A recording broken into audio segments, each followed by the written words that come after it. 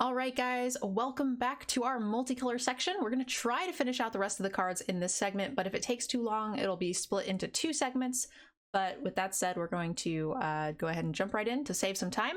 So we have Agnar, the Freezing Flame. It is a 3/3 for 3. Giant wizard legendary. Pretty happy with the stats for the mana cost. It's also a giant, and we see a ton of giant synergies. Pretty happy about it.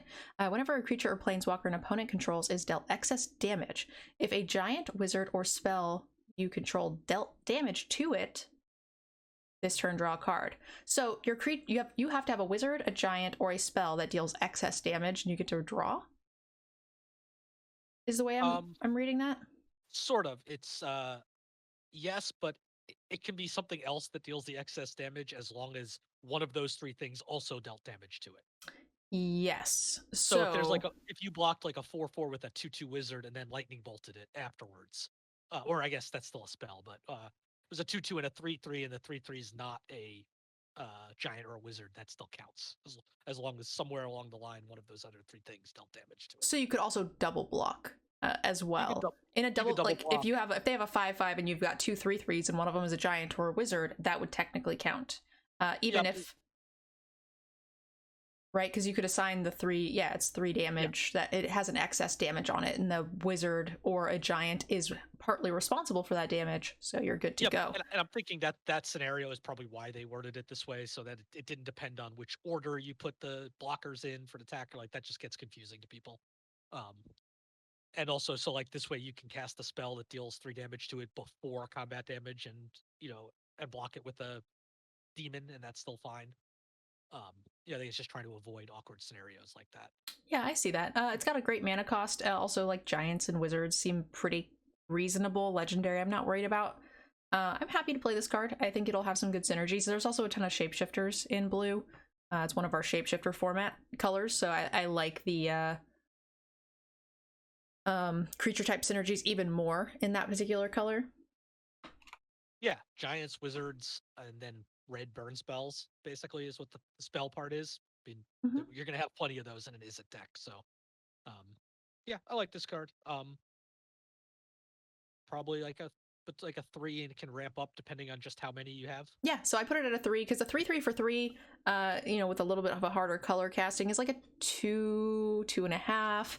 And then I think there's going to be enough synergy just to get some value, even if you don't build around, even if this is a late pickup, even if you don't have a ton of giants. It's going to trigger a non-zero amount of times, which bumps it up. And then I think this has got a really, really great high ceiling if your deck supports it. But I think the average deck, this is going to be a 3. Yep, I'm with you on that. All right, moving right along.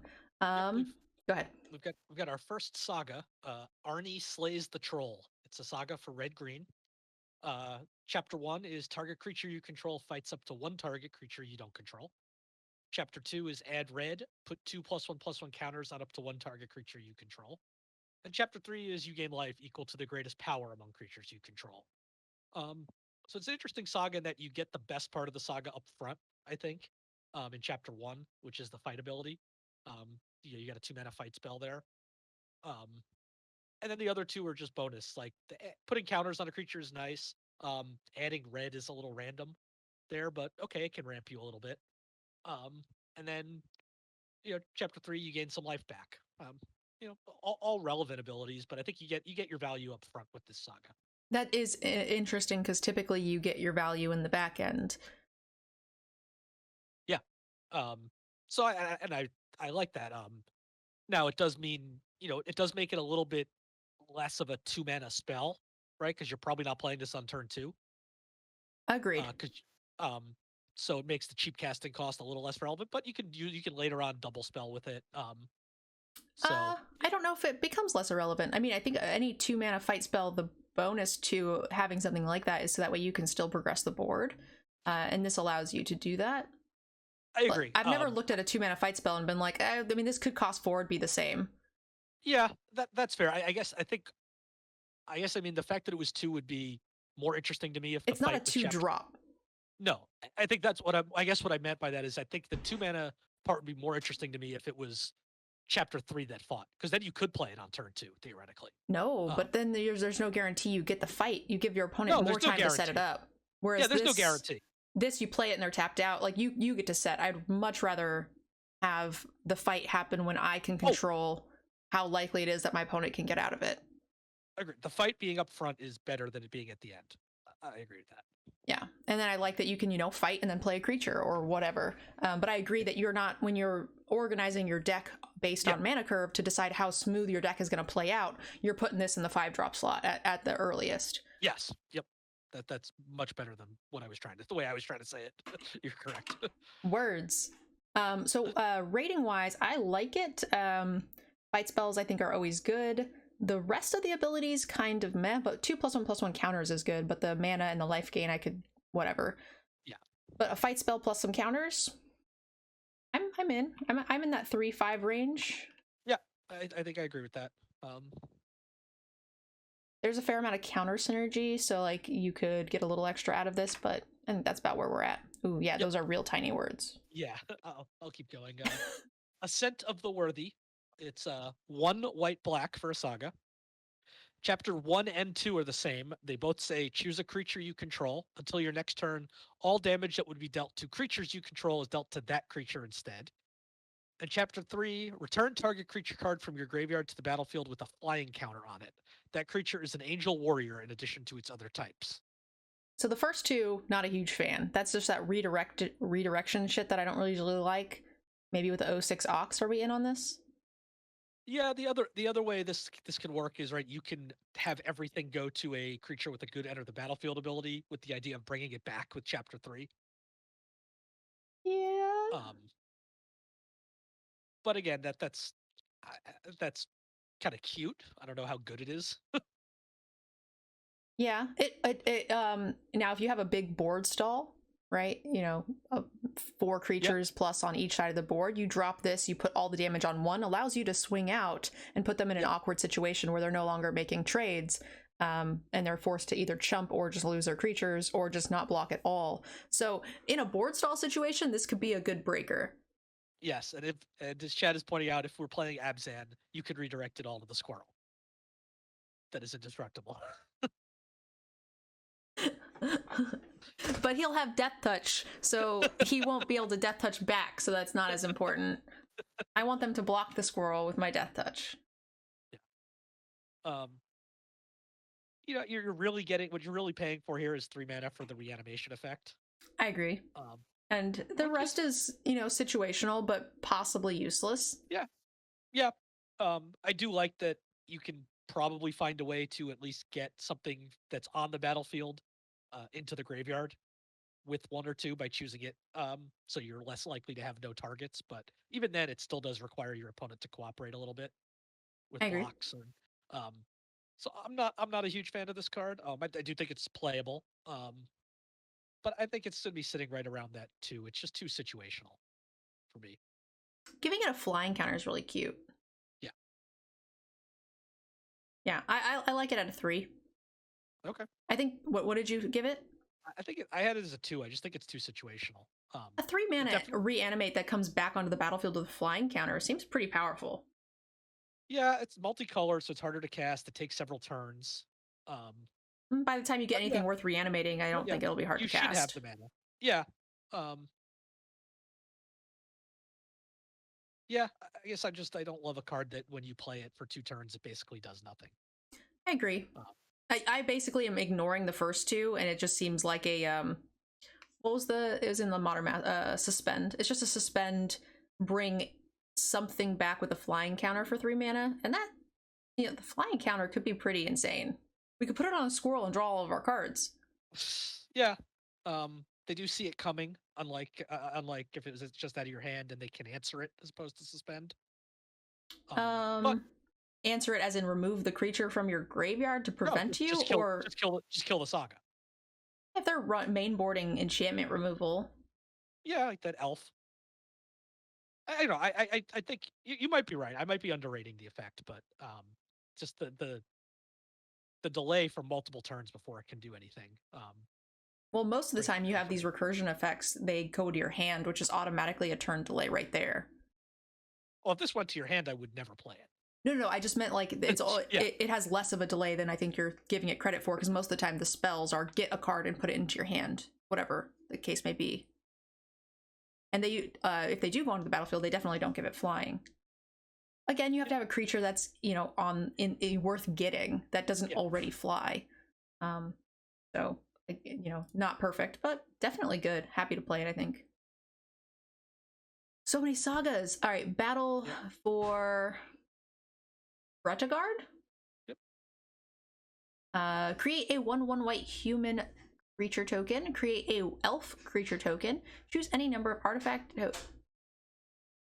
of artifact tokens and or creature tokens you control with different names. For each of them, create a copy of that token. So 4 tokens at base if they don't die.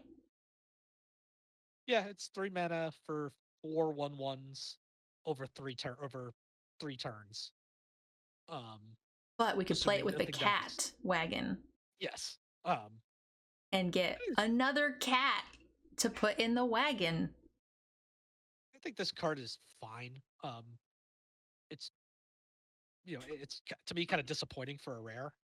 I agree, but I think there's enough go wide synergies with like the common boast 2-drop or 3-drop or whatever it was that, yeah, I think 4 things are kind of a lot. Also, there's a ton of things that want elves on the battlefield, so this is 2 elves. Yep. It's interesting that the one thing with works with treasure tokens, that's true. Yeah, the one thing with tokens generally is like one of the best things about tokens is that they're kind of disposable. You're perfectly happy to trade them off, and now you're all of a sudden not for a couple turns, which is a little awkward. That is true. But yeah, I mean, I'll play this card, but you know, I don't think it's exciting. I think it's like a 2/5. Yeah, I think it's on its own. It's a 2/5. If you've got any other tokens in your deck, then I think this can go up quite a bit. Yeah, but that's going to be pretty. And they have to be different tokens. They can't be other things that make humans or elves. Yeah, but I don't think that's going to be too hard. I haven't seen a ton of specific token stuff, right? No, but those are the most common ones for green-white, which is what this is in. There was one thing that made an elf token. There was a cat token. The cat token was relevant. There was, I think, an angel token. There's a spirit token. And a spirit token, but some of these are rares. I mean, yeah, if you can get any more than just these 2, it's great. Yeah, it feels like there's enough variety in the token type. It doesn't seem like there's one major theme of tokens to make it unrealistic that you'll hit something if you build for it. Yeah. Battle of Frost and Fire. First act. Battle of Frost and Fire deals 4 damage to each non-giant creature and each planeswalker. So great in your giant deck. It's a free board clear, essentially. You know, be a little careful to not blow up too many of your own creatures. Scry 3, no, you know, not a terrible effect. A non-zero. Not, you know, impacting the board on the turn, but if, you know, 4 damage to everything doesn't affect the board enough, then you're probably dead anyway. Whenever you cast a spell with converted mana cost 5 or greater this turn, draw 2 cards and then discard a card. Okay, so it's got some card advantage at the top end. I'm surprised that the second one isn't like a draw mechanic to help get you those cards. Usually you see anything that wants you to cast cards like that usually helps you draw in some way. Yeah, although the fact that they have to be CMC 5 or greater means you're probably only casting one of them anyway. Yes. Unless you have 10 mana. Now, granted, there are some foretell cards that are CMC like 6 that you can play for 4. So maybe you can somehow double trigger it with that. But no, I mean, you're playing this for chapter 1 pretty much. Agreed. And everything else is a bonus. You know, 5 mana sweeper that kills most things. You know, with then some added value afterwards. I'm pretty happy to play this. I don't think it's a bomb though. Yeah, I mean, 4 damage, you've got to set it up correctly, but I think we're out of the range where that's difficult to do. Some of the like 2 damage spells I'm a little hesitant to do if I think it's going to kill off too many of my creatures, but I think at 4 damage you have less creatures that will die to it, so it's easier to just save the one that you do kind of thing. Yep. You're less likely to, you know, end up 4 for 1-ing yourself in a situation. It doesn't say non-flyers for damage, so you can like kill some flyers if need be. I think the cards. Yeah, Good. Yeah, I think it's good. I think it's like a 3/5.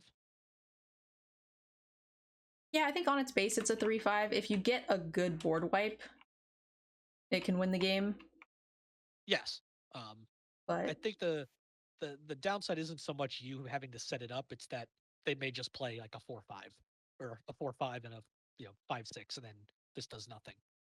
wait a Um, minute, for the other rare that you play a 4/5 that does nothing, you were all about it. yeah, that costs 3 mana, not 5.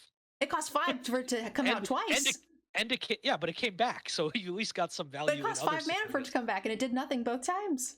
But it made 2/4/4s, which actually holds off those guys. Then No, it this didn't make does two actual. 4/4s because one of them has to be dead for you to get the other one. All right, these are very, very, very different cards we're talking about here. They're 5 manas that get That one only stonewalled costs by a 4. 4/5. I think that one only cost 4. Didn't it only cost 1 to sacrifice it on the way back? I thought it was 2. But maybe it produced 2 and was 1. But that's It produced 2. It produced 2 and was 1. but it is still a 4/4. No more than a 4/4 on the board that is stonewalled by a 4/5. Yes, but I would rather have a 4/4 on the board than this doing nothing and then sitting there. That 4/4 can still impact the board. Depends on the situation. Well, if this actually didn't do anything, then a 1/1 would be better. Or this could do more by wiping out their entire board. It could. A 4/4 can't wipe out an entire board. Yeah. I would hope for more for my 5 mana spell than my 3 mana spell.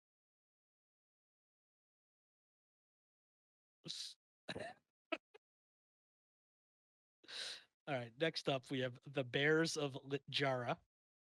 1 green and blue for a saga, so 3 mana saga. Chapter 1, create a 2/2 blue shapeshifter creature token with changeling. Chapter 2, any number of target shapeshifter creatures you control have base power and toughness 4/4. And Chapter 3, choose up to 1 target creature or planeswalker. Each creature with power 4 or greater you control deals damage equal to its power to that permanent. I got completely lost. So it makes a 2/2 shapeshifter. Uh-huh. And then next turn, all your shapeshifters become 4/4s. Okay, so it And pumps all your other ones. Permanently. It's not till end of turn. Which is nice because we saw multiple common green ones that were cheap. The blue ones weren't cheap. They were 4 to 5 mana, so that's kind of eh. Yep. But the green ones are pretty key here. Yep. But it's still boosted those blue ones because they were like a 2/4 and a 1/4. No, but the likelihood of you having them out if you cast this or like semi-early, in order to get good value out of this, I think you're like wanting to play this moderately quickly. So, you cast the 2-drop shapeshifter and then you cast this and then you play another shapeshifter on 4 and then you get this huge boost where that's just absolutely not possible with any of the blue ones. Because they all cost 4 or more. Depending on the number of shapeshifters in your deck, this is actually a pretty good late game card too, because of I agree. 3, which all your 4 power creatures, not just your shapeshifters, all 4 power creatures punch something in the face. No, I'm definitely not disputing that's a good or late game thing. But my point is that with the green shapeshifters, it is now both. Whereas I think this would be much worse if I had to sit on it for 6 turns and wait to get out all my 5 mana shapeshifters. It would be worse. It would be worse. Yeah, agreed. And there's a lot of them, surprisingly. Yeah, I mean on the face of this card, right? It's a 3 mana it's a 3 mana 2/2 that attacks as a 4/4 on turn the next turn, and remains a 4/4. Yeah, it's a 3 mana 4/4 over 2 turns. Yeah, and then it deals something 4 damage.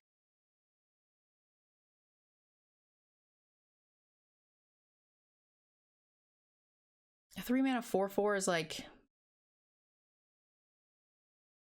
pretty far above rate. Yeah, it's like a 3/5. And then with the upside on this, if you have any shapeshifters, this card becomes insane.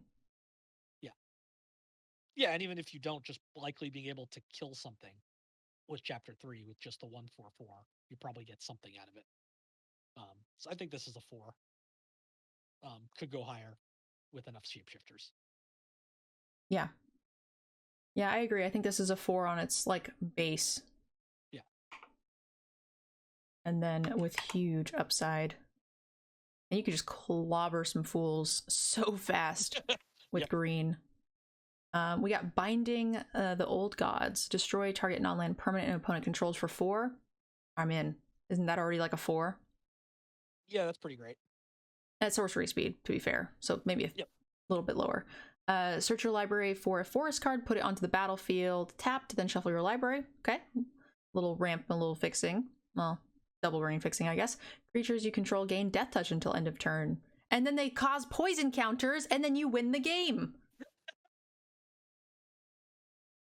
Yeah, I'm still excited about that. Don't judge me. Yes, you are. I mean, I'm just rating this as a 4-mana chapter 1. The other 2 are, just sort of flavor text to me. Yeah, I'm willing to give it a little bit of benefit of the doubt. Like a 4 would have typically been like an instant for me, whereas this is a sorcery speed, so maybe it drops it down. But we've got this extra bonus crap, so I'm willing to bump it back up to a 4. Yep, it's all upside. It can get a snowland, in chapter 2, which is nice, and it can even get one of the snow duels. We'll see, because it just says forest, not basic forest, and they all have basic land types. So. All right, there's a shit ton of sagas. See, I told you we can run those. They're almost all sagas. So that broken flight card, man, I am down to mainboard that. We talked about that earlier. I was definitely pretty high on it before. And this is just even more so. Like there's uncommon 4 sagas. You're gonna see them in every game. Yeah, I think two of the uncommon ones though, they've already gotten their value by the time you can kill it. Some of them, like if not all of them, but the red-green one that fights on chapter 1 and the one we just saw. Well, the best parts are chapter 1. Yes, that's true. The black-white one, no, and some of the rare ones, no. The fight one, yes. There's one that puts counters. That one you can definitely get before. But you're right. Some of them are front-loaded. The reanimate saga, that one would be a good one to get. That one would be a good one to get. Yep. All right, so this one is 3 mana, create a 2/3 demon berserker creature token with menace. So it's already got better stats for 3, but it's a little bit harder to cast because it's double color. So that's on par. So that's, basically a 2 right there for the first. Maybe a 2.5 for the first chapter. Whenever a berserker attacks this turn, you draw a card and you lose 1 life. Okay. I don't like that it's not a May ability. So whenever I like to choose when I draw my cards and take my life, but that's black card draw for you. A lot of times you have the option, like we just played one yesterday in that core draft we did for the drinking game. That one said whenever a creature dies, if this has counters on it or whatever, you may draw a card if you do lose a life. I feel like it's in limited, it's probably 50-50. Yeah, I guess I'm thinking of the better ones like Midnight Reaper and the ones that make it into constructed. Yeah, those you don't have a choice for those. Yeah. But anyway, that's kind of nitpicky. Yeah. Yeah. Add some mountains for each berserker you control until end of turn. You don't lose this mana at the end of phase. At phase's end. Okay. So, this seems more like the uncommon to me. Yeah. I mean, the draws are nice, but by itself, it's only drawing 1. Yeah, I mean, black-red World Berserkers, so you're likely going to have some, but that if you do, that means you're probably playing this later, which means it's not as effective as turn 3 play. The only way it works early is if you have a turn 2 berserker, because then otherwise you can't attack because it's the second trigger. If it was the third trigger, I think it would actually be better. I wish that was flipped, because then you could use the extra mana to dump into berserkers. That would be really powerful. That would be really good. Yeah. Because you'd at least get 1 mana ramp on 4, potentially play 1 to 2 more berserkers, then on 3 you get to attack with them. Yeah, I think this is probably around a 3. The creature on its own, like you said, was probably between a 2 and a 2/5, and the idea that you're probably going to get to replace itself at the cost of 1 life the next turn. It'd be hard on turn 4 for them to necessarily be able to eat this, because they'll have to have 3 toughness creatures that can block it since it has menace. So here's the thing. I'm thinking I actually want to rate it a little higher for this reason, because if you play it on turn 3, you're right. It's not very likely that they'll be able to eat it. So you're going to guarantee to get an additional draw, which now I think, how much is a draw worth? I think it's worth a fair amount. And then the flip side to that is if you play it late, you're far more likely to have a lot of berserkers in play, or multiple, and then you're going to get to draw a ton more, which again hedges those bets. So you're basically guaranteeing that you're going to get this free card in either scenario, potentially more free cards. And if it's the creature itself is almost a 2/5, you know, a free card with an upside of more cards, I kind of like it. Yeah, I like it. Yeah, I mean, it could be a little higher. Berserker seems very important for the whole set as well, so it's going to fit in well with your other things. The menace is lasting.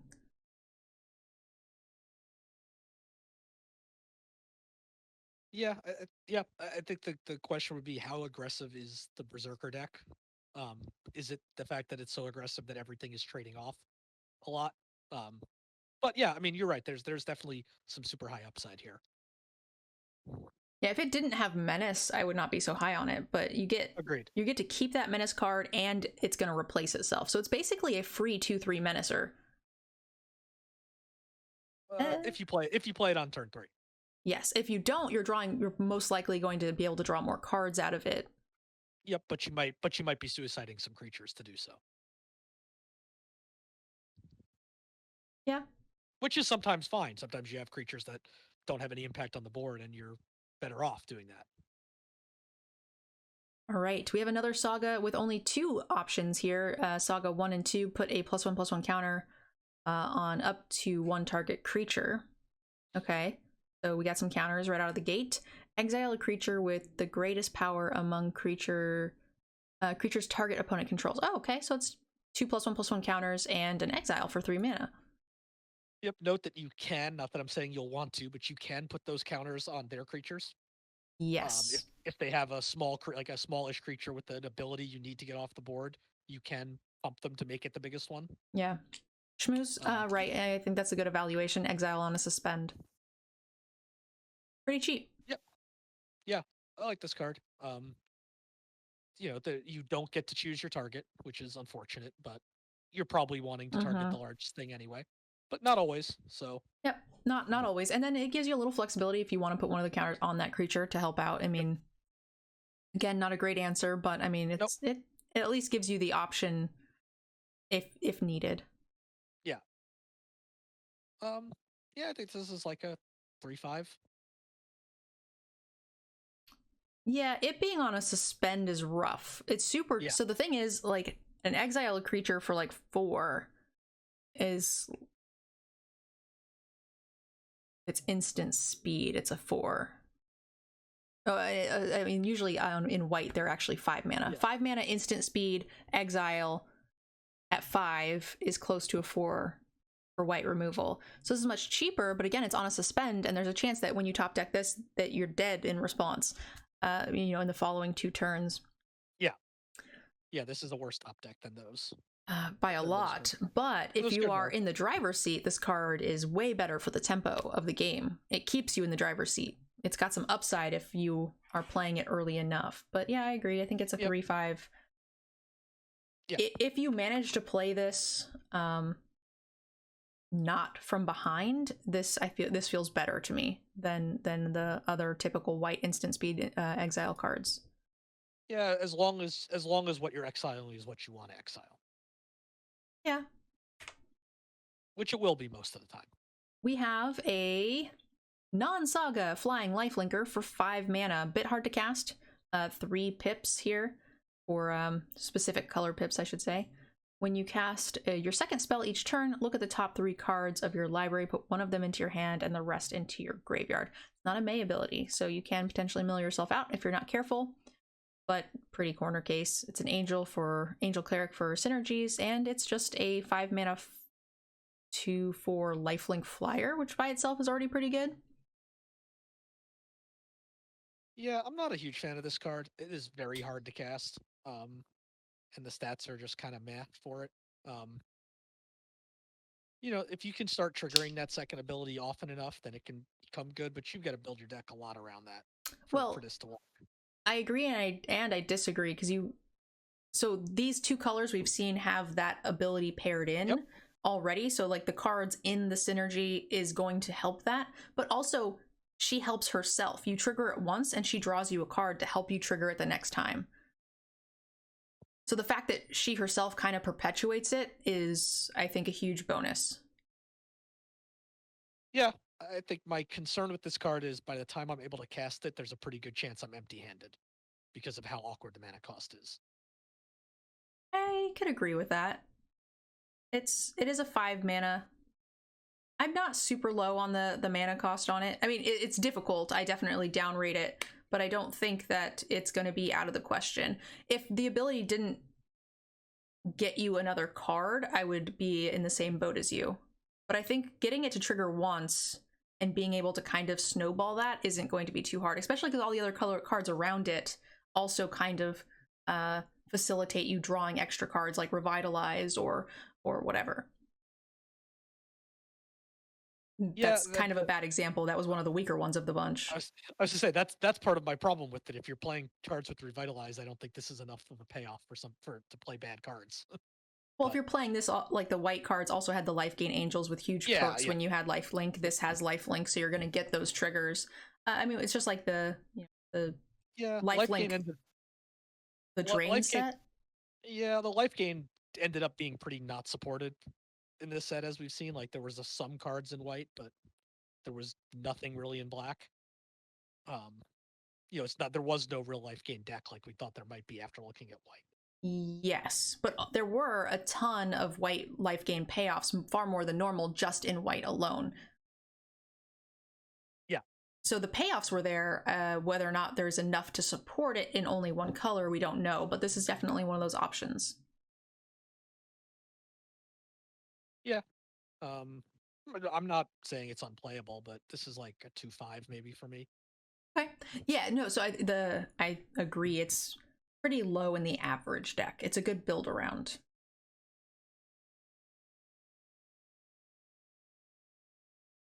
I agree on the 2-5 front. I guess I was just like I draft a lot of Orzhov life gain in the last like Cup 2 sets, even the core set. Those decks are really good. The Clerics deck was very powerful with these kinds of cards. Yeah, there were just a lot more of them. All right, we have another saga here. Fergus Retribution. 1 white black 4 mana difficult to cast saga. Chapter 1, create a 4/4 white angel warrior creature token with flying and vigilance. Chapter 2, until end of turn, angels you control gain tap, destroy target creature with power less than this creature's power. And chapter 3, angels you control gain double strike until end of turn.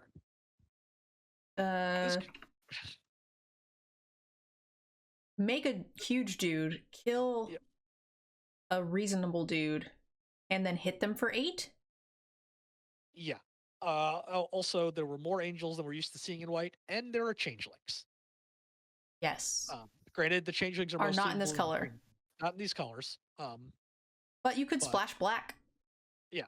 Yeah, you could be playing green-white and splashing black, or more likely than blue-white. But I think this card, the mana cost is awkward, just like the last one. Even more so because it's a 4-drop instead of a 5-drop. But you can play it later, just like the last card. I think this card is great. I agree. The fact that it can kill something is really good. And, and it has vigilance, so you're attacking and destroying something. Yeah, you're attacking and then tapping it to blow up, a 3 mana, a 3, 3/5 or 3/2 even to let your other creatures through. So if they don't have a defense on the 3rd turn, you're hitting them for a total of 12 damage plus having killed something. Yeah, that's a lot. On its face with no other angels or nonsense or changelings. Yeah. You might miss on the second phase a bit. Yeah, you could. And if you have no other angels, then it's just a 4/4 for 4, which is still great because if they remove it right and you don't have angels on board, at its worst, it's a 4/4 for 4 flyer. Yeah, the fact that if they remove that first token, there's a decent chance chapters 2 and 3 are completely irrelevant is the downside. But even then, the mana cost is fine. It ate a really powerful removal spell for 4 mana, so that its worst case is still really strong. Exactly. Yep. I think this is I don't know. I'd say like a 4/5, maybe a 4 because of the mana cost, but Yeah, so I'm gonna give it a 4 only because of the lack of other synergies. If you happen to have any other angels, this becomes a 5. yes, I agree. Or shapeshifters. Yeah, if there were changelings in white or black, then I think this would be higher, but there aren't. So Yes, there not being changelings in those colors is definitely a big negative. Create a treasure token. Meh. Search your library for a card named the God of blah blah blah. Or an equipment card, reveal it, put it into your hand, then shuffle your library. I'm going to guess that I probably don't play this card at any point in this set. I don't know what the God is, and I'm still going to say I probably don't want this card. Yeah. For a number of reasons. The God might be worth getting, but I'm getting it on multiple turn delay in a color that really doesn't want to spend 3 mana doing nothing for 2 turns. Mm-hmm. A color combination that wants to be aggressive. Yeah, I think this card is just a 1. It's not playable. Agreed. Big Ben is saying the God is busted. So if you get the God pack 1, you might be willing to pick this up for a second chance to get it. But then there's going to be so many games where you draw the God first, and then this is just what, a poop token thing in a deck that typically doesn't need tokens because you poop out your hand too fast. Yeah. It's a mythic. I mean, I would need 2 of those gods to want this. Yeah.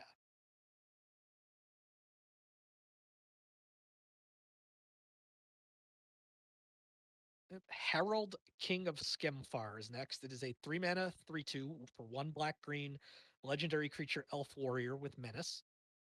When Herald, King of Skemfar enters the battlefield, look at the top 5 cards of your library. You may reveal an elf, warrior, or Tyvar card from among them and put it into your hand. Put the rest on the bottom of your library in random order. Tyvar being the green planeswalker that we saw. Seems good. Yeah, it's a 3 mana 3/2 that's menace that's very likely to replace itself because you're in the 2 colors that are filled with elves. And even if you don't, you may hit a green changeling or a warrior. So there's this is not going to miss very often. And even if it does, you're left with a 3 mana 3/2 menace, which I'm fine with.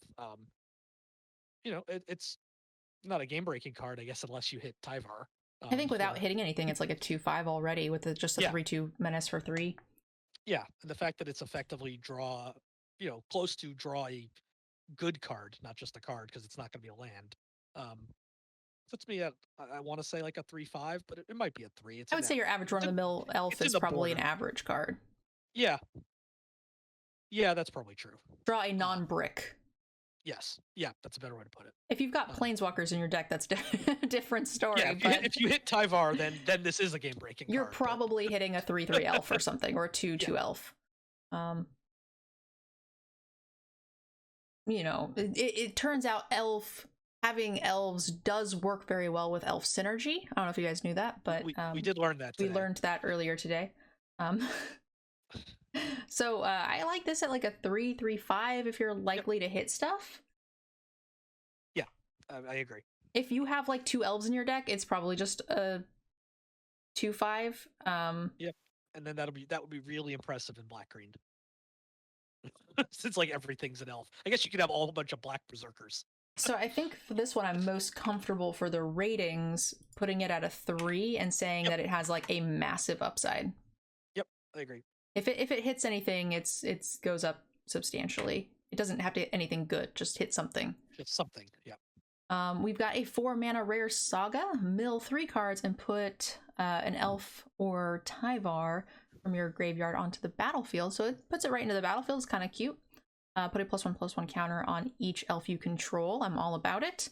Whenever an elf you control attacks this turn, creature an opponent controls gets -1/-1, and those stack. So you can use that to like kill some shit. This card seems great. Yeah.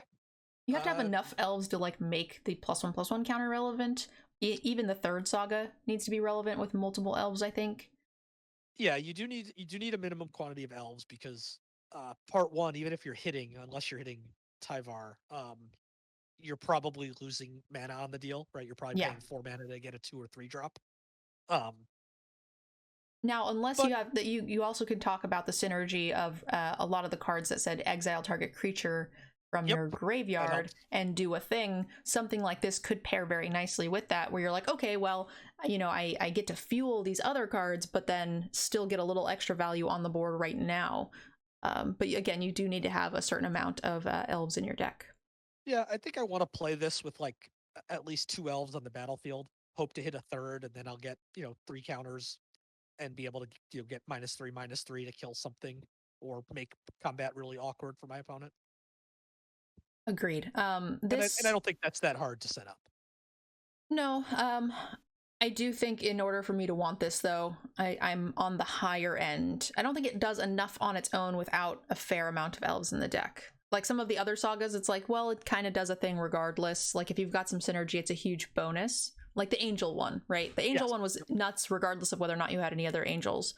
Whereas this is like, well, if you don't have any other elves, it feels real bad. It's not doing a whole bunch. Yeah, this has a wider range, a much lower fail case. Yes. Hey guys, Pure Ambrosia, thank you so much for the raid. Welcome guys. What were you playing today? Yeah, this feels like a 1 or a 4 to me. Yeah, I think that's right. I think there's going to be times where you are in between that, but yeah, I think I like 1/4.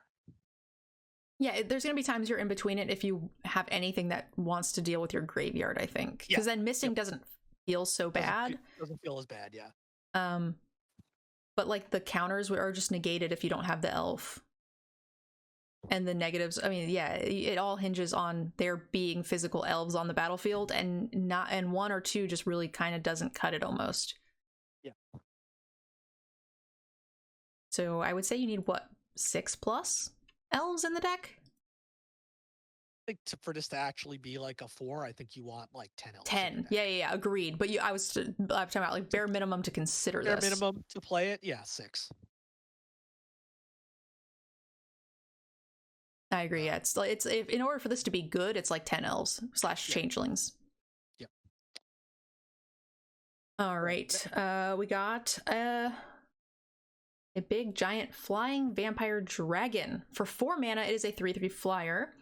When it becomes tapped, exile up to 1 target card from a graveyard and put a +1/+1 counter on this. From a graveyard? So you exile their shit, make your dude bigger. Excellent. Sacrifice another creature. It gains indestructible till end of turn. I'm on it. And then you tap this creature. I like it. This is big and scary and can protect itself. Yeah, note that you don't have to exile a card to get the counter.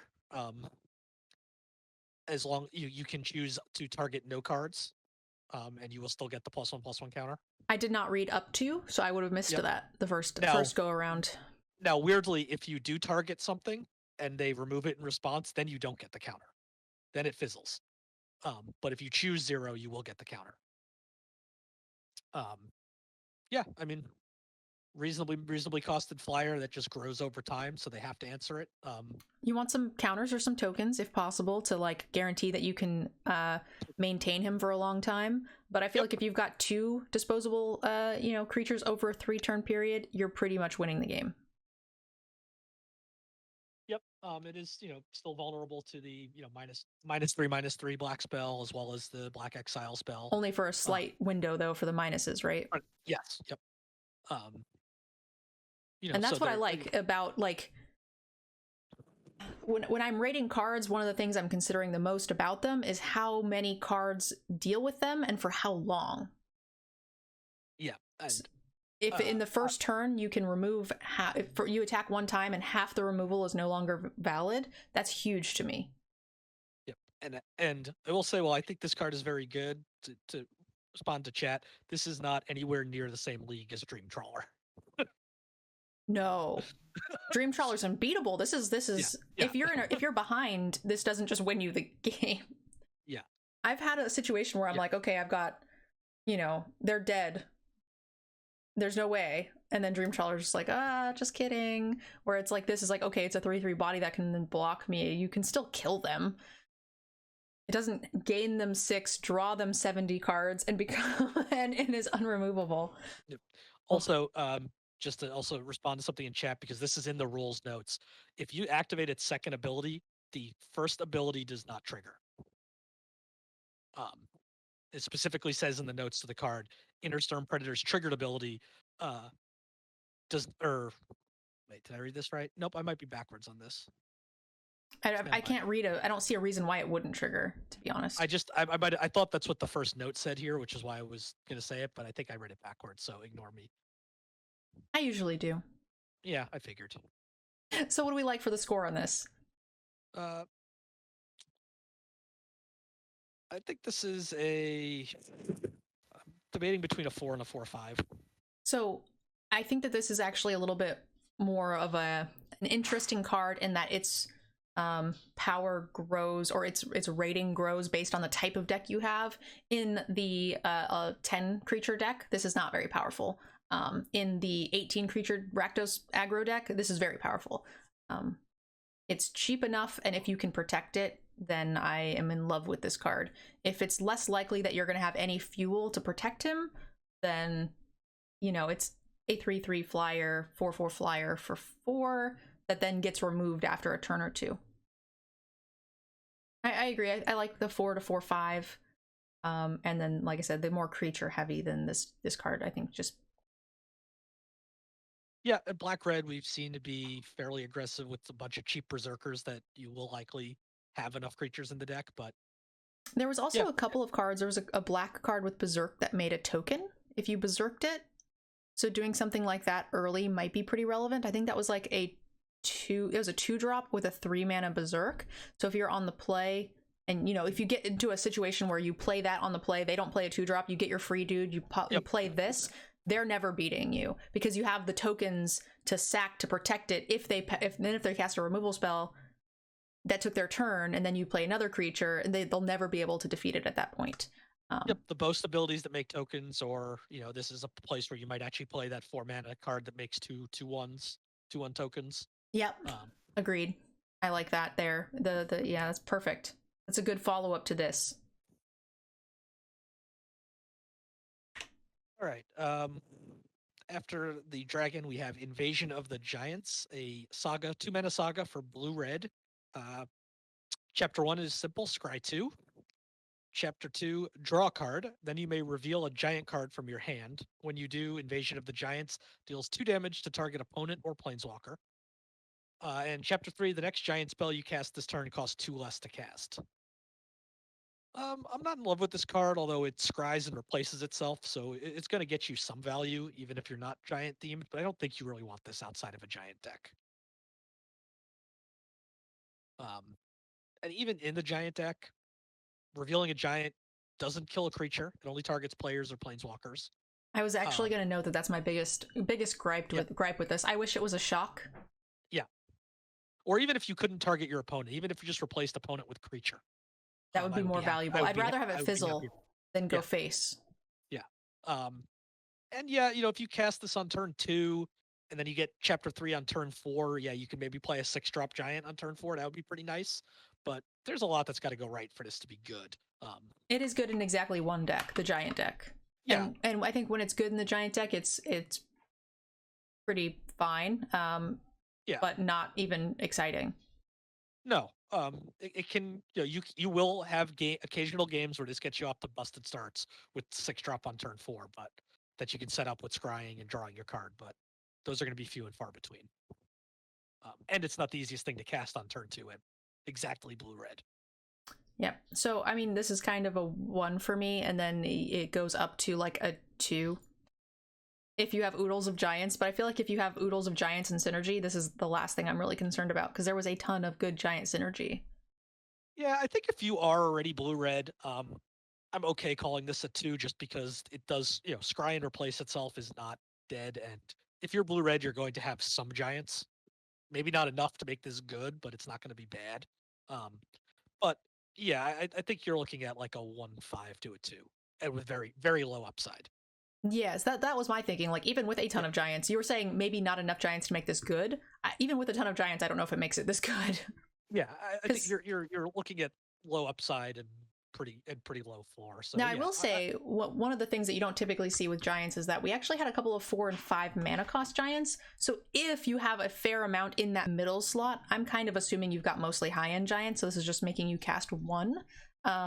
If you have a couple of those middle grounds and you can maybe poop out 2, then that's probably a fair amount better than I'm giving it credit for. But because it replaces itself and then ramps you heavily. Yep. But I'm just thinking it's like it replaces itself and ramps you a turn. Yeah. Yeah. I like 2. I'll go to a 2 on that. So Doomscourge, tiny text, you take it. Cardor Doomscourge is a 4/3 for 4 mana, 2 black red, demon berserker. When it enters the battlefield, until your next turn, creatures your opponents control attack each combat if able, and attack a player other than you if able. So that's EDH text, or two-headed giant, I guess. Whenever an attacking creature dies, each opponent loses 1 life, and you gain 1 life. Whenever an attacking creature dies, so including their creatures attacking you, it still drains them. That's nuts. Yes. Yeah. I mean, 4 mana 4/3 is a little not the greatest stats, but it's fine. That second ability is nice. First ability is meh. I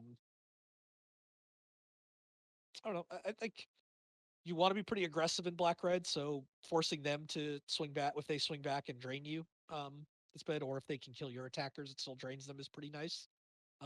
I don't think this is game breaking by any means. I think I've got this like between a 2 and a 2/5 and a 3. It's close. I think I have this between a 3 and a 3/5. I like because it's not really dependent upon anything specific, and the fact that when they attack you, they could potentially have weird trades. Like they're really disincentivized to trade. And in a aggressive Rakdos deck, it could be the extra reach that you need.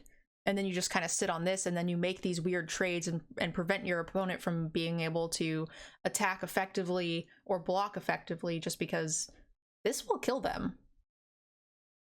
Again, it has to be a creature-heavy Rakdos deck, but I mean, I like this card. Yeah, it has to be a creature-heavy deck, and it has to... Again, this is another card that's pretty bad if you're behind. Not the worst because you can gain some life back, so it's not the worst when you're behind, but... I mean, it's still a 4/3 creature when you're behind is usually, at least, that's average. Having a body. Yeah. Can't hope to draw too much more than that when you're behind, and this is just something that's insane when your foot's on the gas and helps you put it on the gas. I like this card a bunch, actually. It's got to be in that Rakdos creature deck, but again, that's my kind of deck, so... Yeah, I mean, I think this is likely a card that we're different on because you're more likely to play aggro decks than I am. Yeah, I feel like it makes combat very awkward for your opponent. All over the place, even if you just choose not to attack with this. Yeah, agreed. Combat as long as there's a large enough board out there, gets extremely awkward. All right, so we've got the next Saga at uncommon. For 4 mana, you may sacrifice a creature. When you do, deal 3 damage to any target. Okay, so 1 for 1 there. Each player discards a card. 1 for 1 there, assuming you're not empty-handed. But your opponent could also be empty-handed, making this card no good. Return target creature card from your graveyard to the battlefield. Put a +1/+1 counter on it. It gains haste until end of next turn. Okay. So you get your creature back from the first clause, essentially? Yeah. I said I'm not excited about the first 2 modes, but they're not bad either. The reanimate's pretty good. The first part's nice if you you've got something stuck under an aura. It seems slow and awkward, and the discard might be good, might be not good, might be dead even. Yep. You might not have a creature to sack. You might not have a creature you want to sack. Yep, it does let you discard a creature to reanimate if you have something that you can't cast, or you'd just rather get out for cheaper. That's true. You could discard a creature to make sure that you have something for that second clause. Yeah. Yeah, I mean, I think this does a lot of different things, all of which are okay. I feel like it does all of the things I want Rakdos to do, but in a very out of order, awkward sequence. Yeah. That none of which I can guarantee will go in my favor, right? Like, you can play it in such a way that you'll probably hit on one, maybe two of these, and the third might be a bust. You never know. Yeah. It said, it's got some really high upside. It's got a fail case too. I've got this at like a 2/5. I'll play it in Rakdos deck. I mean, at minimum, I'm probably aggressive and okay with bolting my opponent with the first part if I have a useless creature. And if I'm aggressive, and I'm playing this quickly on turn 4, they probably have something in hand to discard. So my thought is that in the deck that wants this, I think it's better than a 3, and I think in any deck that doesn't want this, it's borderline unplayable, because a lot of the black and red have very low to the ground token generators, small creatures. You're happy to both blow them up, you're also happy to discard them on phase 2, and then you're definitely guaranteed to have something like that in the graveyard, so I think it's very good in that deck. If you get into a situation where you're not in that deck, you really don't want to sacrifice your stuff, you might be forced to discard things you don't want, or maybe they're faster than you and they don't have to discard and you do. So there's just too many situations where it isn't good. I feel like there's exactly one Rakdos aggro deck I want this in, and nothing else. It's not really splashable. I think from what we've seen, it's not splashable. I definitely agree with that. But I also do think from what we've seen, that is going to be the majority of Rakdos decks. I can agree with that. Yeah, you are right that this is not splashable. It needs to be on the more aggressive side, even of, like, I agree that Rakdos is leaning towards an aggressive deck, but I mean, I just would want this to be very aggressive. Yeah. Ooh, with all my run-amucks. All right, we got our second Planeswalker of the group. That is very tiny text. I will let you read it. Kaya the Inexorable. It's a legendary Planeswalker Kaya for 3 white and a black. Comes in with 5 loyalty. For +1, you can put a ghost form counter on up to 1 target non-token creature. It gains when this creature dies or is put into exile, return it to its owner's hand, and create a 1/1 white spirit creature token with flying. -3 is exile target non-land permanent. And -7, you get an emblem with, at the beginning of your upkeep, you may cast a legendary spell from your hand, from your graveyard, or from among cards you own in exile without paying its mana cost. So 5 mana, you can, +1, and basically any one of your creatures, whenever it dies or gets exiled, it goes back to your hand, and you get a 1/1 flyer. Which is great. Which is great. -3, exile anything, pretty much. Also great. Which is baseline, like, 4 in removal. Yeah. 3.5 because it's sorcery speed, but good. And it helps protect itself, which is what you want to see from Planeswalker. Absolutely.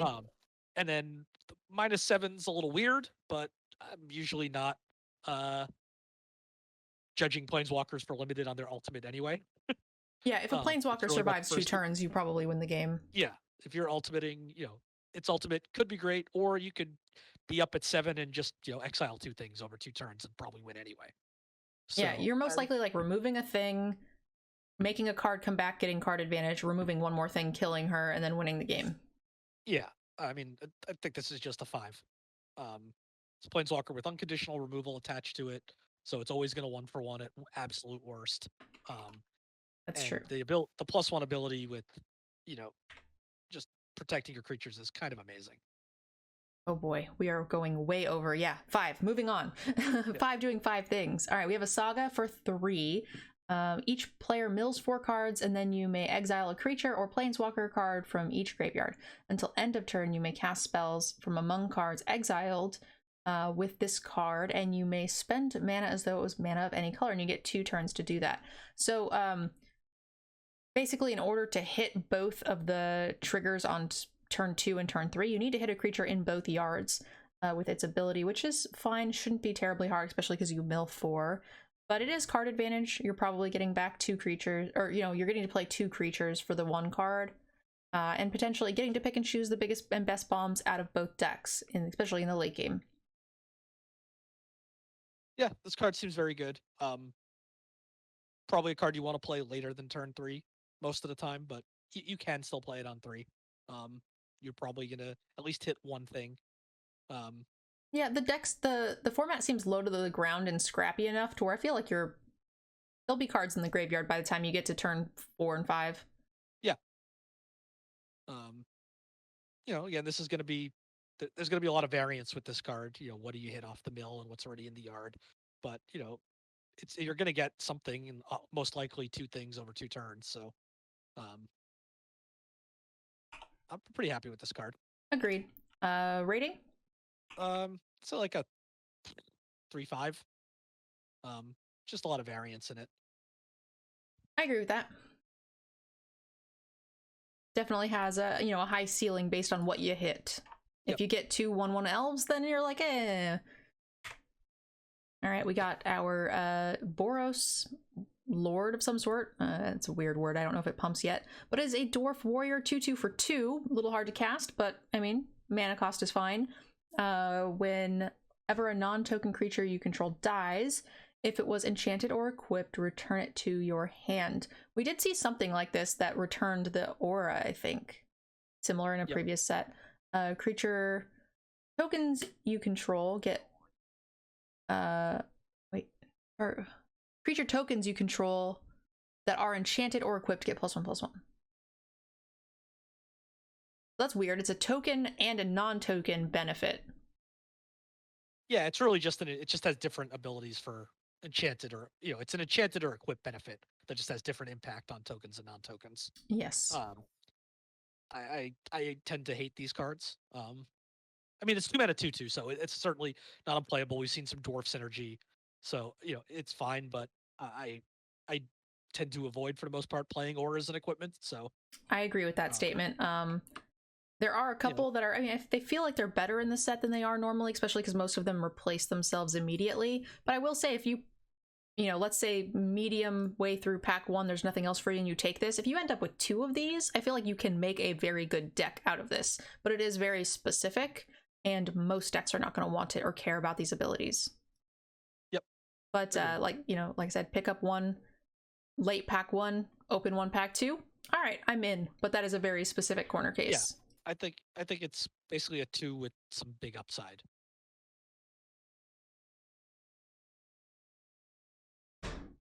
What did I do here? Did I mess these up? Oh, okay, good.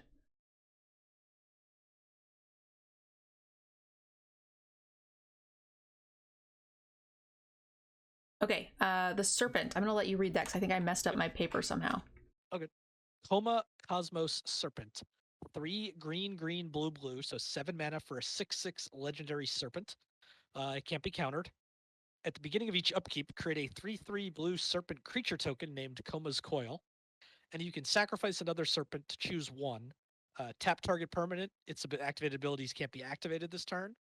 And Koma Cosmos Serpent gains indestructible until end of turn. This card's expensive, but is pretty much going to win you the game. I think this card is great. It's 7 mana 6/6 that on their upkeep, it's both upkeeps, you get a 3/3. And then you're upkeep, you get another 3/3. We saw that with that crazy Saproling guy. The Saproling guy, Ophiomancer. And a tree. Yeah. Yep. There's a few cards that do that. And they're always great. I think this is just a 5. It's an awkward casting cost, but yeah, but there are multiple mana dorks. There's the snow one potentially. There's also ramp enchantments in green. There are some options to make this a little bit more feasible, as well as green being the fixing color, so the double pips on the 2 is not super scary. This is definitely cute. The only awkward thing about this card is that the black common removal spell deals with it because it exiles. Yeah, it's hard. There's basically, even for the one biggest bomb in every set, even Dream Trawler had a answer. So I figure one answer is not all that difficult. Yeah. The question is it too expensive to be a 5? I don't think it is. I don't think it is either. Yeah. If it was in a different color, not green, to just limit the options to be able to cast and fix for it, then maybe. Then maybe. Yep. But it being in green, it's like, okay, well, sometimes it's going to cost this much, but a lot of the times it won't. Yep. All right, we have a difficult to cast, very expensive 2/3. You better have some really good abilities. Other creatures you control get +1/+1. Okay, that's a good start. That's pretty good. Whenever a land enters the battlefield, make a creature. That is also pretty good. Yeah. You don't say. I really like this card.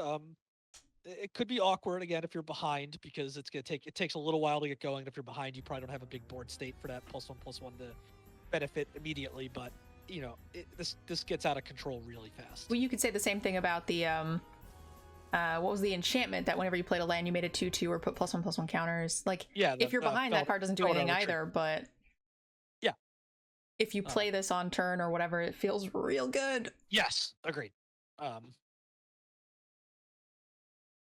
So it's a little.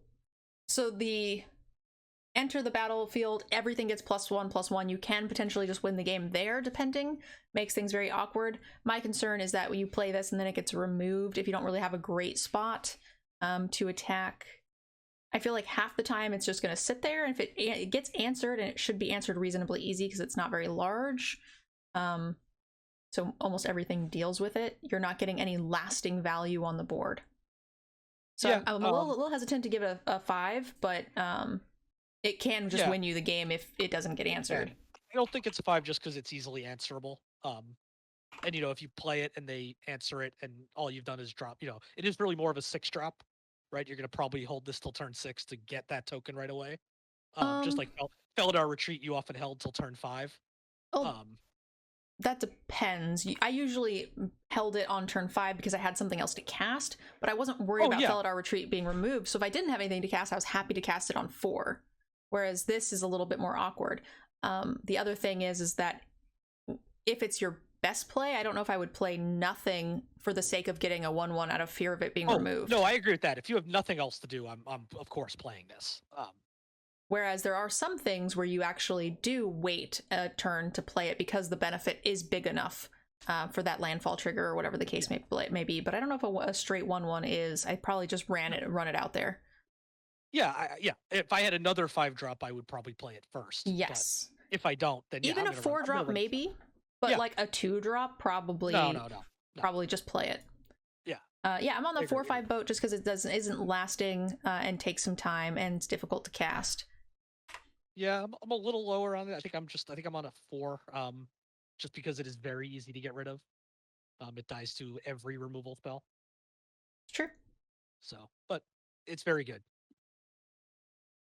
All right, Morit of the Frost. It is a 2 green, blue legendary snow creature shapeshifter for a 0/0 changeling. So let's see, why is this a 0/0? You may have it enter the battlefield as a copy of a permanent you control, except it's legendary and snow in addition to its other types. And if it's a creature, it enters with 2 additional +1/+1 counters on it and has changeling. So this is a 5 mana legendary snow permanent. You can copy any of your own permanents. And if it's a creature, it's the same thing, but it's +2/+2 and changeling. Okay, yeah, so it's a creature boost, it's a planeswalker, it's a land, it's a enchantment, it's whatever you want it to be. Yeah. But if it's a creature, it's a little bit better. So you could potentially copy a 3/3 or 3 mana creature and get your value out of it because of the +2/+2 counters. Anything higher mana costing than that, you're getting a sweet deal. But that said, it's a little harder to cast. Yeah, we see a lot of clone effects at 4 instead of 5, but I think the benefit here is the fact that if it's a creature, it gets the +2/+1 counters. You have the changeling factor, you have the snow factor, which are all positives. So yeah, I like this card. It is hard to cast, and it's gonna obviously you can only copy your own things, so you have to have something worth copying. Agreed. But the +2/+2 counters means that it can be something as low as a 3 power creature or something, right? A 3 drop. Yep. A lot of times Yeah. I see things like this where it feels really bad to copy something low. It feels like you're losing value because of how expensive it is. But this one with the counters, I mean, it kind of mitigates that a bit. Yeah. Um, I think I have this at like a 3.5. Yeah, you definitely have to have some stuff worth copying for sure, and it's hard to cast. Yeah.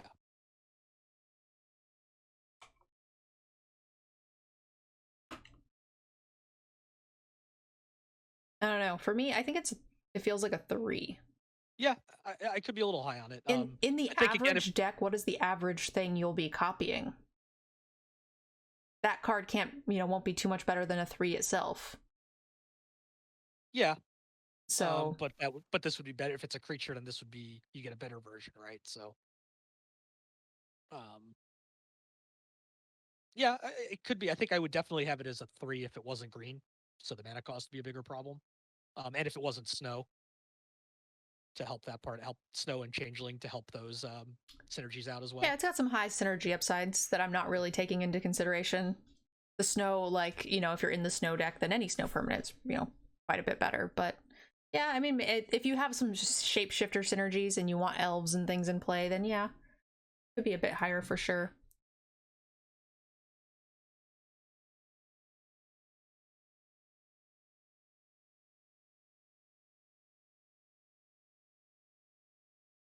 Nafri Betrayer King. It is a snow legendary zombie wizard. He has got a lot of stuff going on.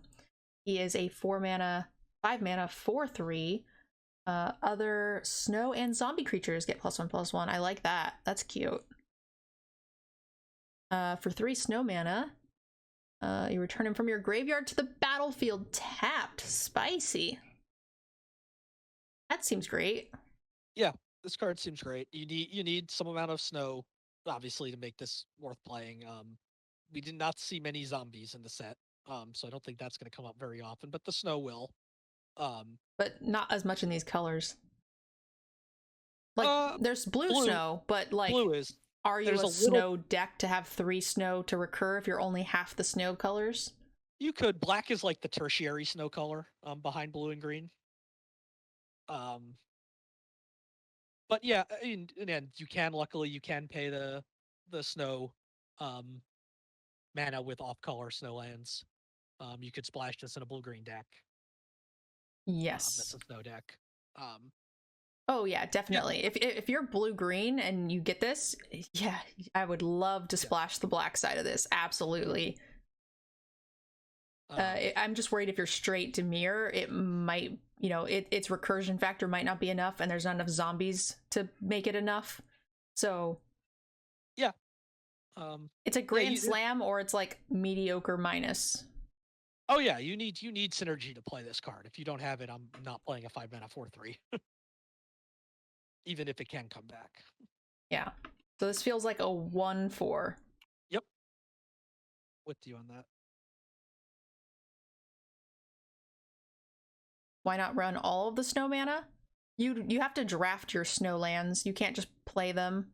So you're limited to how many lands you have that are snow in your deck based on how many you choose, and then also is it worth playing ones that are off color, because you only open 1 in a pack. So hypothetically, there's no blue ones going around. You can no longer cast this spell very easily, right?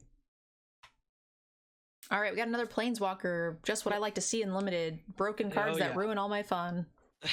Nico Aris is a legendary Planeswalker Nico, and you cast her for white, blue, X. So it's the second X casting cost Planeswalker we've seen overall, not in this set. Comes in with 3 loyalty counters, and when it enters the battlefield, create X shard tokens. A shard token is an enchantment with 2 sacrifice this enchantment, scry 1, draw a card. The abilities are +1, up to 1 target creature you control can't be blocked this turn. Whenever that creature deals damage this turn, return it to its owner's hand. -1, it deals 2 damage to target tapped creature for each card you've drawn this turn. So -1, create a shard token. Interesting. Yeah, so your shard tokens are basically upgraded clue tokens. Yes, that also power up your other abilities. That power up her other abilities. Yep. This is an interesting one because this, when it comes into play, it can really only deal 2 damage to protect itself. Because likely the turn you play it, you've probably only drawn 1 card. You said her. Is this a her? I think it's a her. I don't know. Maybe it's a him. I can't tell. Isn't there a little goatee thingy? Or Yeah, I could tell that was a goatee or like a tattoo. someone said it's a they. It's a they them. Okay, thank you for letting us know. Yeah, I was not trying to be insulting. I just thought I saw a goatee thingy. Yep. So on the turn, they're non-binary. Got it. On the turn Nico comes into play. Nico can only likely deal 2 damage. So it's be pretty, hard to protect Nico, given that you're wanting to play this pretty late to get the benefit of X. Agreed. Now that said, if you are like ahead, if you're on the play, you played 2 and 3, they played just a 2, then you might be able to get away with casting X for just 1 and start to like ramp up and create a shard token, and then because the +1 ability isn't too bad, right? +1 ability I think is pretty bad. You get damage in, but then the creature goes back to your hand and you have to replay it. So there are some creatures with ETB effects that's a benefit for. No, I just meant that you can plus it without it being detrimental. You don't have to attack. It says up to 1 creature. Yeah. So you could just plus it if you like don't have anything else to play. Don't be afraid to play it and get the shard counters that way, because you might not. It might take you several turns to get enough mana to where you're like, okay, X is now 3 or 4. Now it's worth it. But whereas if you had just played it earlier, if you were in a decent spot, you can plus nothing minus a shard, plus nothing minus a shard, and you end up with the same amount of shard tokens over those 3 turns while you're waiting to get that mana. That's all I meant by it. There are some plus abilities you can't really do unless you have like specific things, right? Like if it said a creature has to get it, then you have to have a creature. Yeah, I think they've shied away from that mostly lately. You've seen a lot of things labeled up to 1, but there have certainly been planeswalkers in the past that you could not plus without harming yourself. Gotcha. I really don't like this card. I mean, it's Planeswalker, so there's upsides to it. It's a great mana sink if you draw it late. It doesn't feel overly powerful like a lot of Planeswalkers that just instantly win you the game, which I like. Oko kind of felt like this as far as limited, which I know a lot of people don't agree with, but I think that's because they are slightly jaded in Oko Constructed. But like, he didn't feel like he instantly won you the game, and they're like, oh, they can turn your thing into like, an elk. And I was like, yeah, half my limited cards are worse than elks, so sure. They turned my 4/4 into a 3/3. Yeah. I think the difference is, like, I still think Oko on turn 3 pretty much won most games. Now, that didn't happen nearly as much as it did in Constructed. I don't think this card really ever comes down to win the game unless it's, turn 14 and you're getting 10 shards or something. Well, so if you were on the play and they Oko'd on 3, you're a lot more likely to be able to deal with it. Oko on 3 and Constructed, you had all these other mechanics that protected Oko, like the goose ramped you into it, guaranteed, because you were able to search with the Once Upon a Time to get it set up. The wolf killed whatever you had, killed one of your things to prevent you from going wider to kill the Oko. Whereas in Limited, it didn't really feel like that was the case. I definitely beat a lot more Okos than I ever did in Constructed, because he just wasn't that impactful on his own. He didn't, if you were at parity, it was not good for you, for sure. If you were ahead, he didn't change that. He wasn't like a big surmountable wall that gave them a ton of value when they were behind, right? Versus like a Liliana that just like lays down a carpet and board wipes you and then pings you for a bajillion. Yeah, but the Liliana that's going to board wipe you doesn't cost 3. Like, that's why I agree Oko is not nearly the threat in Limited that it was in Constructed. But I still think it was pretty game breaking on turn 3. If you're, Which, again, if doesn't happen that often. Which doesn't happen that often, but I just think that's the difference between this and Oko, is that I don't think this is ever as game breaking as that could be on turn 3. Oh, on turn 3, yeah, you're not doing anything with it. No, I mean, even like later in the game, at no point on its curve do I think this is as good as Oko on turn 3. I agree, but I think they're both pretty ineffectual planeswalkers in Limited in comparison to a lot of other planeswalkers that people complain about way less. This is worse Yeah, than Oko, I that's agree. probably fair. The Chandras and the Lilianas, and sometimes even the Garuks are just impossible to beat. Yeah, I think this is worlds worse than Oko. Like I, I think I agree. I don't, especially because the mana cost is harder and not green, where it's easier to play. um, Maybe. I might just be skewed. I had a really good win rate against Oko in limited. Some people were even some people said Oko was worse than Dream Trawler in limited. Well, and I was like, what? Those people are out of their minds, but Makes no sense. But I mean, this is still a planeswalker. I think it's great. I don't think it's amazing. I'm in that 4 range because it's going to give you a lot of value over time. It's not going to win you the game right away, but it can win you the game through value generated.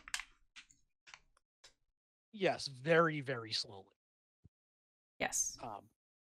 I think the mana cost makes it a little worse than that. I think I have it at like a 3/5, but it's still a planeswalker. Yeah, mana cost is a bit tough. I like that you can cast it for 4-ish and then get your card back, even if the planeswalker dies. And the negative ability to like shoot something for 4 is pretty nice too. If you cast this for 4, the next turn you're dealing 4 to something and drawing a card. Yeah, for another 2. Yeah, again, that's that slow value that's just getting you ahead. And this is something you need to be at least parity for. You can't be miles behind. Yep. Nico defies destiny.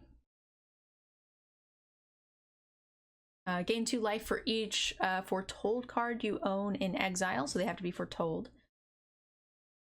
Add 2 mana, spend this mana, 2 foretell cards, or cast cards that have foretell.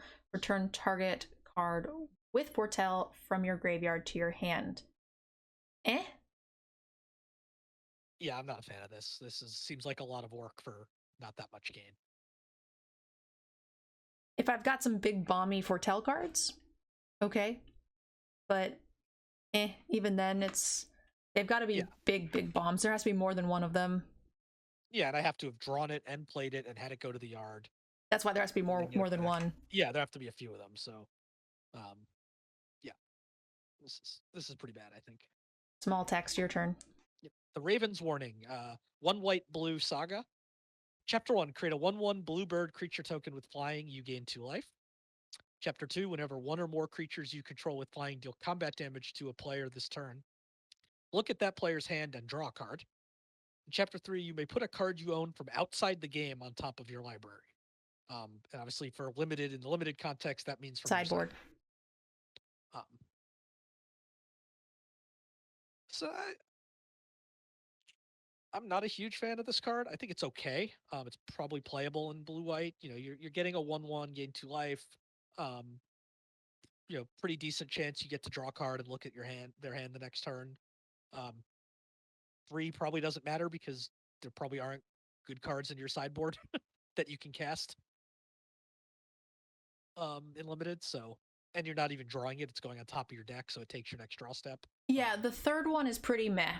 I do like phase 2. It basically, I mean, if they could answer it for sure, but I feel like on turn 3 or early enough, getting in with a 2/2 flyer isn't too bad.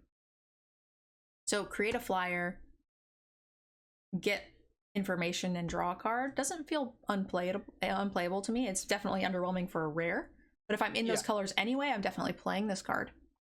Yeah, I think if Chapter 2 stacked, I would be much happier with it. But the fact you can only draw 1 card, no matter how many flyers you have, makes its upside really limited. Yeah, I think what this is a cycle card that makes you a 1/1, gain some life, and gives you your opponent's hand, which I think I'm playing if I'm in these colors anyway. Yeah, I think it's playable, but not much more than that. Yeah, I'm in that like 2/5 range. Yep, I think that's fine.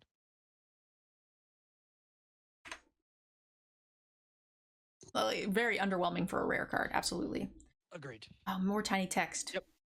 Sarulf Realm Eater. This is a 3-mana 3/3 wolf. Costs 1 black-green. Whenever a permanent an opponent controls is put into a graveyard from the battlefield, put a +1/+1 counter on Cerule Frailmeter. And at the beginning of your upkeep, if it has one or more +1/+1 counters on it, you may remove all of them. If you do, exile each other non-land permanent with CMC less than or equal to the number of counters removed this way. So I have to imagine in limited, this is mostly just a 3-mana 3/3. What? How so? Well, it only gets counters when an opponent puts something from their graveyard into the battlefield. Put into the graveyard from the Oh, battlefield. I read that completely wrong. Yeah, I was like, what the hell read are that you backwards. smoking? I read that Holy completely crap. backwards.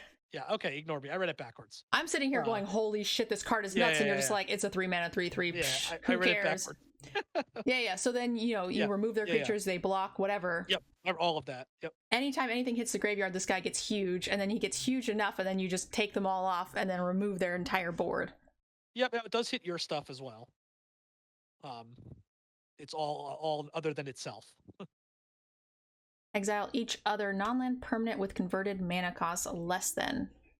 So you can like set it up a little bit, right? Find that like point break, save some of your other stuff while this is building, save your 2 and 3 drops, and then play your 6 drops, and then get their stuff. But yeah, this feels great. Yeah. I mean, this card is great. He is just a 3-mana 3/3 when he comes into the battlefield, and your opponent could block it, eat it, fight it, whatever. It doesn't leave anything lasting anytime soon. It needs to stay on the battlefield for a very long time. The more removal you have in your deck, the more this will grow in value, because you don't need to be making those trades to get the value. Whereas, like, let's say you're slightly behind, you could attack and be like, trade with me with my other little things, but they're just like, I'll just take the 6 and then hit you for 6, and you can't block with this wolf, because then you lose your advantage. So it is a slow build, but very good. We see a lot of cards that whenever a creature dies, put a +1/+1 counter.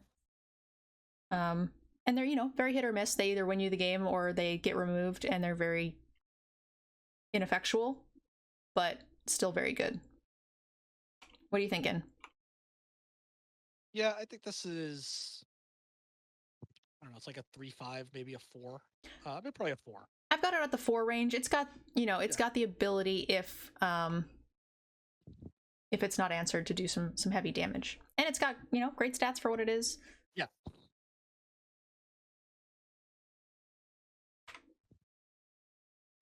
Shadowdown of the Scalds. Exile the top 4 cards of your library until the end of your next turn. You may play those cards. Whenever you cast a spell this turn, put a +1/+1 counter on target creature you control till the end of your next turn. So those cards can only be cast for the for the second chapter. The third chapter, it's only cards out of your hand. So you do want to cast this a bit late, but it's on, you're not casting it at least till 4, so it's kind of fine. It's nice for a Boros deck that runs out of gas. Yeah, I mean, those decks are generally not thrilled to spend 4 mana to not do anything, but if they're out of gas, this is how you refill, and those cards are cheap. The deck's cheap enough that you're probably gonna be able to play multiple of those spells on turn 2. This is your hand topper, right? So you go 2 drop, 3 drop, 4 2 drop, 3 drop, 4 drop, 2 drop, 2 drop this thing, and then keep your foot on the gas. Yep. I like this card. Yeah, this card's very good. I don't think it's a bomb, because it's going to be based on what you can hit out of your top cards for its value, but I think it's like a 4. I agree with 4. All right, Savella Ice Shaper. This is a legendary snow creature troll warrior. It's a 2/4 for 3 mana, 1 red and a green. You can pay 3 and tap it to create a colorless snow artifact token named Icy Manalith with tap, add 1 mana of any color. You can play 6 red-green, tap it, look at the top 4 cards of your library. You may cast the spell from among them without paying its mana cost. Put the rest on the bottom of your library in a random order. I love it. Yeah, it's a 3 mana 2/4 that fixes and ramps and makes snow mana. And then has a huge mana sink at the end of the game, later in the game. And getting to 8 mana with the help of Manaless aren't bad. No, you're investing a lot of mana to get there, but you can do that at instant speed, so you can do it to just use up unused mana at the end of their turn.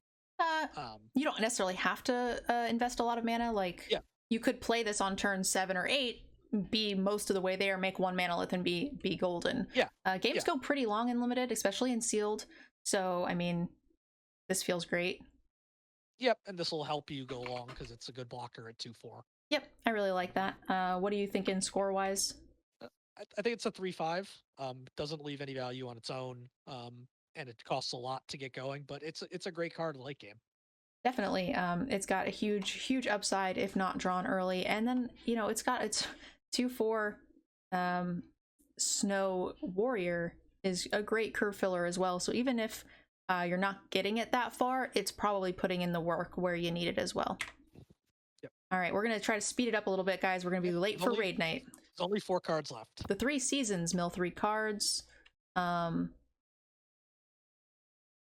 The follow gif is in the way of the text. I can't read it.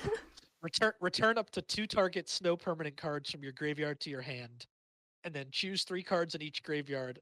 Their owners shuffle those cards into their libraries.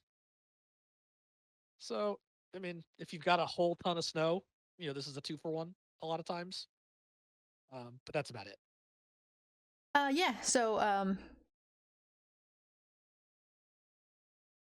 choose. Okay. So getting 2 snow permanents back. I mean, the snow deck wants this. Nobody else really wants this. Also, you're getting to put back the cards that you milled, so you're not really like hurting yourself if your decks or your games are going long. I don't know. We haven't played the format yet, so we don't know how likely that will be. But there's definitely been some formats where I feel like I'm going to the end and getting milled more often than normal. This also shuffles 3 for them back as well, so it doesn't actually. It might keep the game going, but it doesn't change the mill clock. The relative mill clock. Oh, I thought this was choose 3 cards, their owners shuffle them back in. So I was going to say that the last clause negated the first clause, allowing you to keep your count high, but I am incorrect. You are correct. Okay, everything. Ignore what I just said. It also forces you to do it. So if you only have bad cards left in your graveyard, you have to put them back into your deck. Correct. I thought it was choose 3, so you could get around either one of those situations. But yeah, you're right. No, this is just a 2-for-1 at its best if you have a crap ton of snow. So it's bad. It's a 1 in most decks. Yeah, it's a 1 with an upside of like a 2/5. So even in the snow deck, you have to have good snow cards to justify having this as well. Yeah. It can't just be anything. And the chance of you putting like premium removals and stuff back in your opponent's hand or graveyard or library into their hand is scary too. So 1 with marginal upside. Yep. All right, the Trickster God's Heist. Chapter 1, you may exchange control of 2 target creatures.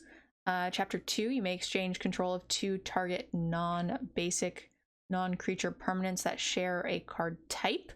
So situational. Yep. Non-basics. So you can't change basic lands. You can change enchantments, including this, if you wanted to. Yeah.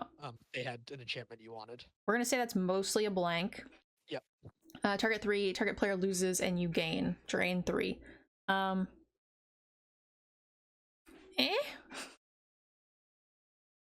Yeah, I don't love this. If I've got a lot of puny things and I think that my opponent's deck is always gonna have better things than me, sure. I mean, it's better than another not great thing, right? If your deck is full of not great things, yeah, I mean, that's fine. But in Dimir, I would like to think I would have evasive creatures and removal. So yeah, I mean, yeah, this isn't like in a Boros deck where you've got super aggressive cards and you're gonna be giving up like a 2/1 a lot of times. Yeah. You're spending a card to. This is card disadvantage, right? Like you're spending a card and you're trading cards. You might get that value back in terms of quality, but on its face, it's card disadvantage. Yes. Drain, mediocre, middle phase, mostly a blank, maybe situational stuff. You could trade like a treasure for their equipment. Sure, that's a plus, but like pretty corner case. Yep, blue-black is not a token creating color. Yeah. So you can't, you're not giving them a token most likely. There was a couple black, because black had that go wide Orzhov-y feel. Yeah, you do have some, but not so much in blue. So yeah, I'm not in love with this card. I'm saying it's barely playable if the rest of my deck is barely playable. I think the value of this goes up the worse your deck is. Yeah, or the better your opponent's deck is. So sideboard it in if their deck is amazing. Yeah, you could board this in. All right, Vega the Watcher, a flying 2/2 for 3. Okay, fine stats. Whenever you cast a spell from anywhere other than your hand, draw a card. So that includes foretell, right? That's exactly what this card is for. It's a foretell name. So we're foretelling, drawing, replacing all of our foretells. Yeah, I like that. That's a great card. This card is great. 3 mana 2/2 flyer on its own is playable, a little bit better than playable, and then that ability is fantastic. There's so much foretell in this set. It's not like foretelling in most cases is adding to the cost. I mean, it's delaying it, taking another turn to cast it, but most of them have been even or maybe 1 mana more.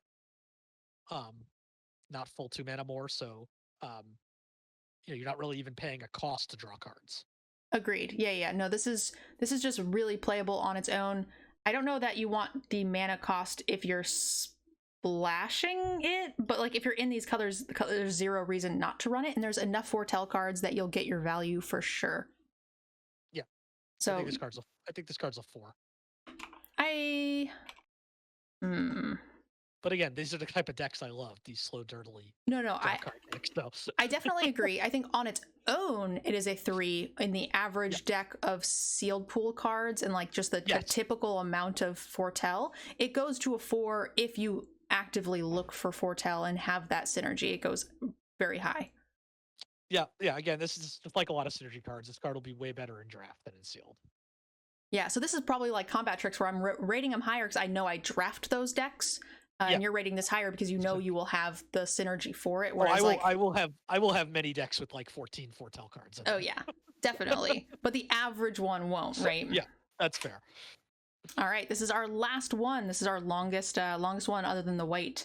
Walking the Trolls. Destroy target land. Never a great thing for limited. Put target land card from a graveyard into the battlefield under your control. So you don't really want to ramp yourself at 6, but you are at least exchanging control of the land. Choose target opponent. If they control fewer lands than you, create a number of 4/4 warrior tokens equal to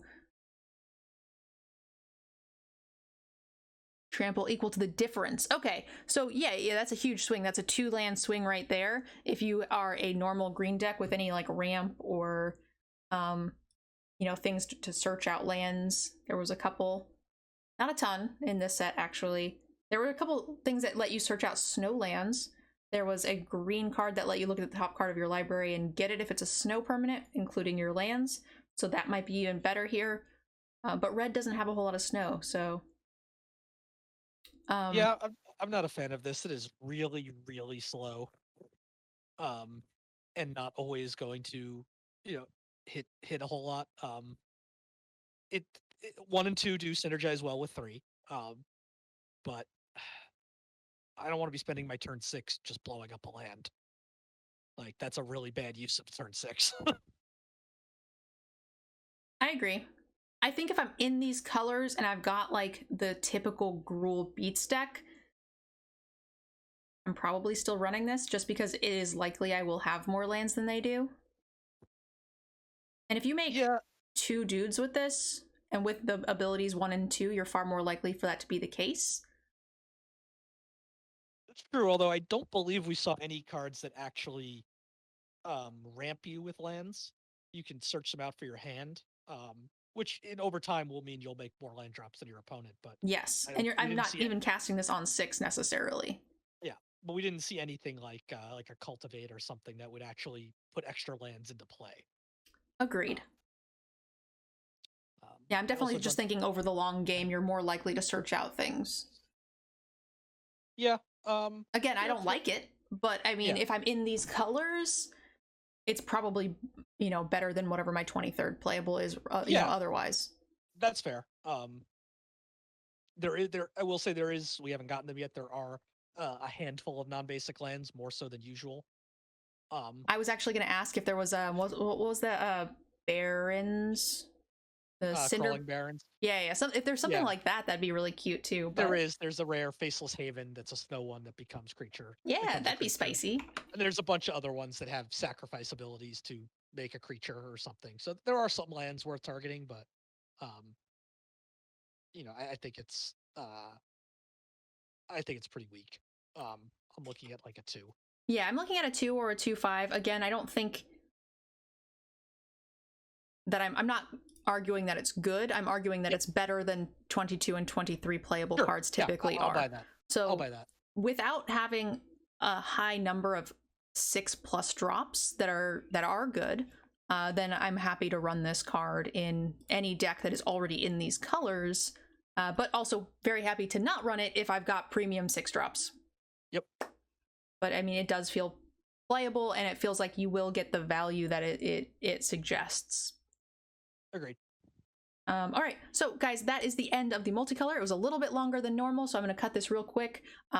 We have one more video where we will talk about our lands, artifacts, and modal cards being the most exciting of the set probably, and that will be posted up here in just a little bit as well. Thank you all so much for watching, and I hope you enjoyed the video. I'll see you in the next one. Bye guys! I'd like to give a special thank you to those of you who have signed up for our Patreon. Without you guys, none of this would be possible. This content is also sponsored by Cool Stuff Inc. and KMC Sleeves. If you guys enjoyed the content, consider checking out the links below and using our discount codes. Thank you guys again for watching, and I'll see you in the next video.